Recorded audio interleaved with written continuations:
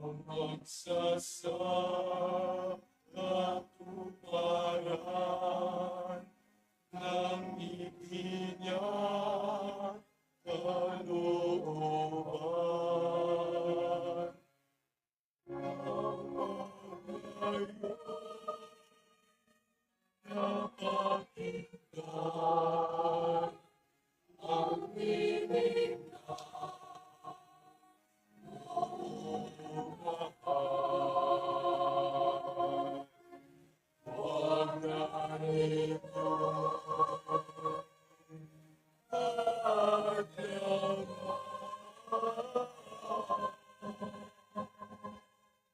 ang pagsasakatuparan ng ibig.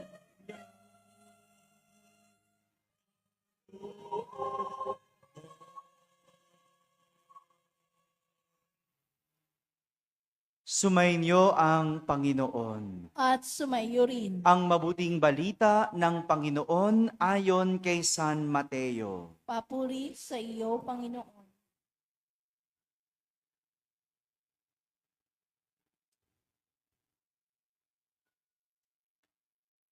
Noong panahong iyon, sinabi ni Jesus sa kanyang mga alagad, "Pag-ingatan ninyo na huwag maging pakitang tao lamang ang paggawa ninyo ng mabuti.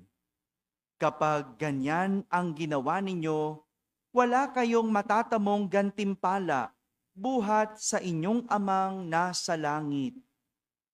Kaya nga, kapag naglilimos ka, huwag mo nang ipagmakaingay ito, katulad ng ginagawa ng mga mapagpaimbabaw doon sa sinagoga at sa mga lansangan. Ginagawa nila ito upang purihin sila ng mga tao. Sinasabi ko sa inyo, tinanggap na nila ang kanilang gantimpala. Ngunit kung naglilimos ka, huwag mo nang ipaalam ito kahit sa iyong pinakamatalik na kaibigan upang malihim ang iyong paglilimos. At gagantihin ka ng inyong amang nakakakita ng kabutihang ginagawa mo ng lihim. At kung mananalangin kayo, huwag kayong tumulad sa mga mapagpaimbabaw. Mahilig silang manalangin ng patayo sa mga sinagoga at sa mga panulukang daan upang makita ng mga tao. Sinasabi ko sa inyo, tinanggap na nila ang kanilang gantimpala. Ngunit kapag mananalangin ka, pumasok ka sa iyong silid at isara mo ang pinto. Saka ka manalangin sa iyong amang hindi mo nakikita.